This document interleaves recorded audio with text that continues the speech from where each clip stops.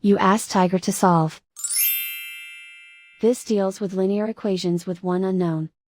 The final result is w equals 36. Let's solve it step by step. Group all w terms on the left side of the equation. Subtract 5w from both sides. Group like terms. Simplify the arithmetic. Group like terms. Simplify the arithmetic. Group all constants on the right side of the equation. Add 1 to both sides.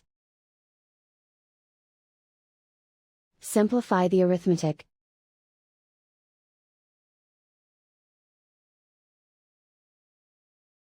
Convert the w into a positive number. Multiply both sides by -1.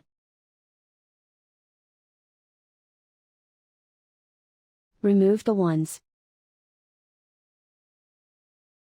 Simplify the arithmetic. And so the final result is w equals 36.